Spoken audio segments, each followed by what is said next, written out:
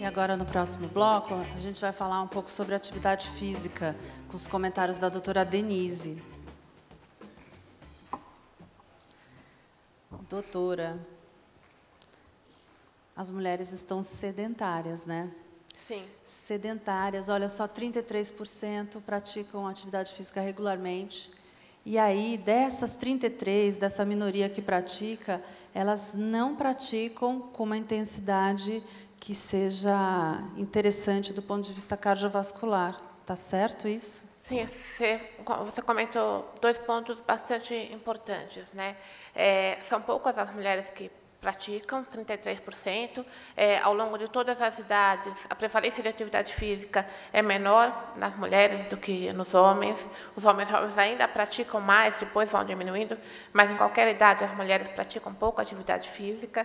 E outro dado importante, muitas já praticaram, por que não voltam, né? E as que praticam fazem abaixo da frequência semanal mínima recomendada, que é 5 vezes por semana. Uma grande parte faz atividade física, mas o que nós chamamos de insuficiente, elas são insuficientemente ativas. É claro que a gente entende que o dia a dia às vezes não facilita, né? Também é importante lembrar que uma vez é melhor do que nada, duas é melhor do que um, pode ser uma evolução na aderência à prática, mas que o ideal é chegar pelo menos em 5 vezes por semana. Pode ter outros benefícios, mas para o coração precisa ser 5 vezes por semana. Né? Para a promoção da saúde em geral e para a prevenção da doença cardiovascular. A gente vê aqui, olha, que a caminhada ela tem a maior adesão entre as mulheres, né? E que elas preferem se exercitar na academia e no clube, né? Oi? Opa, espera aí, deixa eu voltar. Bom, enquanto volta, né? As mulheres elas citaram. Enquanto volta, a senhora comenta, tá? Vamos conversando. Né? Está voltando. Muitas vezes elas responderam mais de um local que elas praticam atividade física, mas juntando a musculação e aulas na academia, que são duas atividades feitas no mesmo local, a gente vê uma grande prevalência de pessoas que procuram um lugar para fazer atividade física. Por um lado, isso é importante, é interessante, porque essas pessoas vão receber uma orientação, mas, por outro lado, fica aquela ideia de que só isso é atividade física. Falta, às vezes, a percepção de que existem diversas opções. O que é estimulante pensar é que a caminhada é bastante citada, né? É claro que é importante lembrar que ela foi bastante citada, principalmente pelas pessoas da classe C e pelas mulheres mais velhas, que são as pessoas que ou não têm acesso, têm mais dificuldade para ter acesso a um local, ou, às vezes, não querem. Muitas vezes, as mulheres mais velhas não se sentem bem numa academia praticando atividade física. E aí, doutora, a gente viu também aqui na pesquisa que o sedentarismo, na minha interpretação, ele é praticamente uma opção, porque ela tem conhecimento dos equipamentos de ginástica em locais públicos e também das ciclovias, por exemplo, mas ainda assim só 33% praticam atividade física. Então acho que tem uma dificuldade de romper padrões aí de comportamento, adotar um estilo de vida mais saudável, né? Realmente existe uma série de barreiras para a prática de atividade física. A gente vai ver ao final, né, o principal motivo que é essa barreira, mas o que é interessante é que quem percebe que existem esses aparelhos, que existem as ciclovias, são as sedentárias, não são as que não vão para a academia. Talvez sejam as pessoas que têm esse acesso e que nem reparem, né, nem prestem atenção que existe essa outra possibilidade, porque estão preocupadas em praticar num lugar específico, determinado para a prática de atividade física. Exatamente. Porque a gente vê que a maioria das mulheres, dessas poucas que têm atividade física regular, que elas precisam de um estímulo, de uma companhia para praticar, né? Aqui elas precisam de um professor de educação física ou um personal trainer, 65% delas, e um número que aumenta na região sul, né? Então, ela sozinha não vai, precisa ter... Aí a gente tem, com a mesma informação, um ponto positivo e um ponto negativo, né? Na verdade, o ponto positivo é de que a pessoa está fazendo uma atividade física com orientação, Então, é óbvio que existe toda uma informação que é passada pela mídia, do mínimo recomendado, que é importante para estimular a prática, mas, na medida que você precisa individualizar para atender especificidades daquela pessoa, e a gente está falando da mulher, a gente já está falando de uma especificidade, né? Você precisa de um profissional para fazer a avaliação, para fazer a adequação do treinamento para aquela pessoa.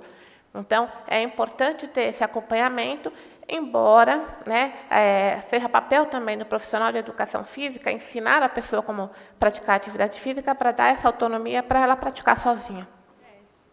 Esses 65%, eles batem com aquele número que nós vimos lá atrás, que são é o índice de mulheres que vai para as academias ou para os clubes, né, justamente. Sim, né, é exatamente isso. É quem tem acesso ao profissional.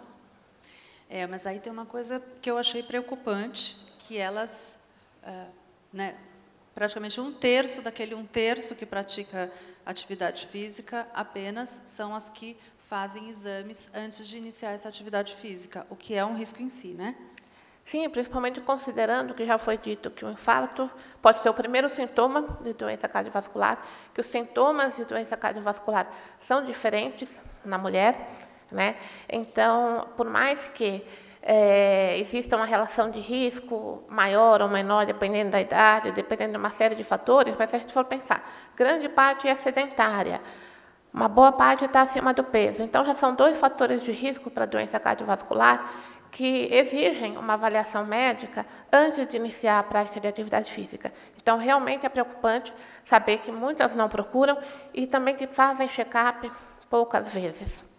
Eu acho que tem um outro jeito de olhar aqui também, que é, se a gente sabe que a maioria vai para as academias e que as academias têm um examezinho padrão ali para todo mundo antes de começar, esse provavelmente é o exame que essas 35% estão fazendo, né? A gente poderia... Sim, na verdade, existem até leis, né, que regulamentam isso. Para você entrar numa academia, você é obrigado a realizar uma avaliação médica. Claro que a fiscalização é complicada, pode acontecer alguns casos de que isso não aconteça, né?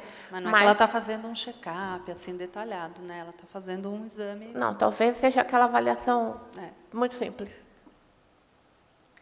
E aí a gente vê que os hábitos das mulheres que estão sedentárias hoje, mas que já praticaram atividade física no passado, são mais ou menos semelhantes com os das mulheres que praticam atividade hoje, né?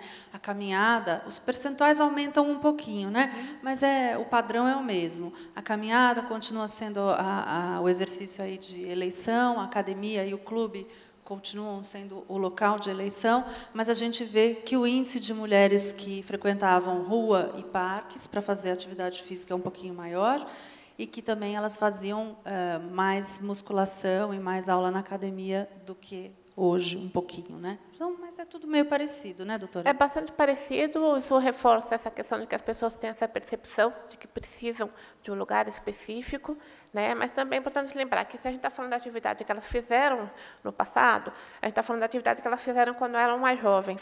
E a gente vê, pela pesquisa, que as mulheres que responderam que frequentam academias, que fazem musculação, são as mulheres mais jovens. Então, está bastante, esse perfil vem se mantendo, provavelmente, ao longo desses anos. As mulheres que eram jovens e frequentavam a academia, talvez hoje não frequentem, e hoje, as jovens de hoje continuam frequentando. Está bem consistente, né? E aí, honestidade total. Por que elas são sedentárias, né? Preguiça e falta de tempo. Basicamente, as desculpas que a gente dá para tudo. Mas interessante que elas admitam, né? A falta de tempo, na verdade, a gente pode interpretar de uma série de fatores. Muita gente não diz que existe falta de tempo, né? É uma falta de organização, às vezes é uma desculpa realmente, a falta de tempo, é uma falta de priorização da atividade física, mas o que eu achei surpreendente, aí talvez justamente por esse relacionamento que as mulheres têm com a revista, foi a sinceridade de dizer que é preguiça, né? Dificilmente as pessoas dizem, não, eu não faço porque eu não quero, porque eu tenho preguiça. E aí o que cabe a nós, né, para tentar quebrar essa preguiça, é tornar a atividade física atrativa, né? Como fazer isso, né? Mostrar que existem várias possibilidades de atividade física, que a dança é uma atividade física, que brincar pode ser uma atividade física, e levar essa atividade física próximo da mulher. né, próximo do seu local de trabalho, ou no seu local de trabalho, ao seu local de moradia, enfim. Mostrar que a atividade física nem sempre é castigo, que não pode estar associada à questão de dor, de sofrimento, né, mostrar o lado bom da atividade física, tanto pela sensação de bem-estar, de prazer, ou dos próprios ganhos fisiológicos que a mulher pode ter. Mas a gente vê aqui, de novo, esses números confirmam essa dificuldade de romper um padrão, né? Romper os hábitos e adotar um estilo de vida mais adequado. Né? Nesse sentido, né, acho que os profissionais têm, obviamente, uma obrigação de lutar contra isso, mas quando a mídia ajuda, é muito importante. Né? Voltando lá na questão da caminhada, né? Tem muita gente que pratica hoje caminhada porque foi bastante divulgada essa informação de caminhe e faça uma atividade física pelo menos 30 minutos diariamente. Né? Para chegar a essa informação, né, já que elas não vão ao médico, nem todas frequentam um lugar específico, como é que essa informação vai chegar nessas pessoas? Vamos então, vamos a mídia fazer tem um a nossa papel parte. trabalhar juntos. Obrigada, doutora.